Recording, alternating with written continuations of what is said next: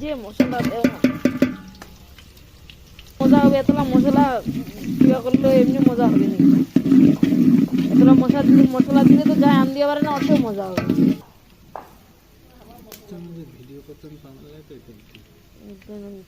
Quality আছে তাই দিতে হচ্ছে।